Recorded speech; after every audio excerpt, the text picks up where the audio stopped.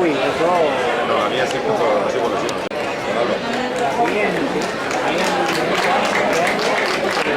La señora está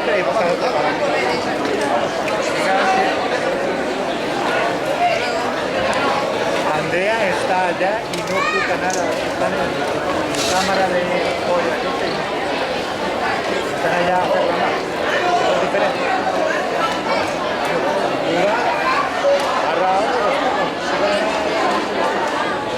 Ya lo que queda.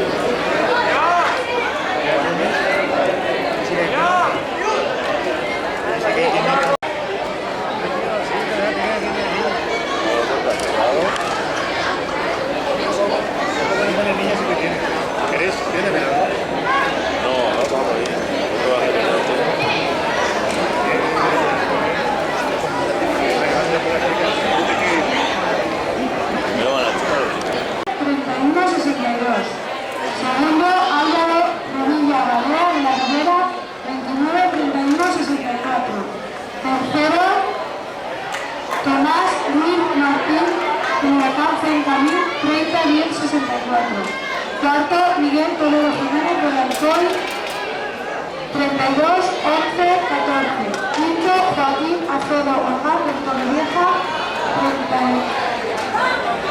32, 15, 19. Del Alcoy, 18, 04, 95.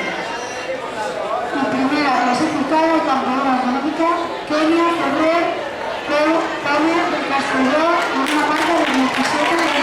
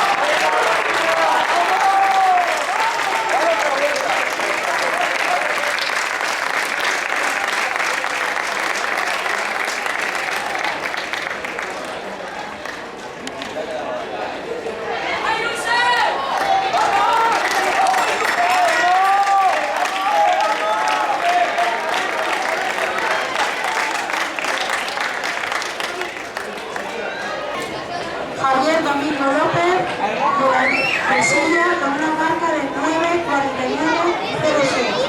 Segundo, José Magnislov de Orihuela con una marca de 9:38:05. Y primero, el Ofico Craft de Crevillén con una marca de 9:22:47.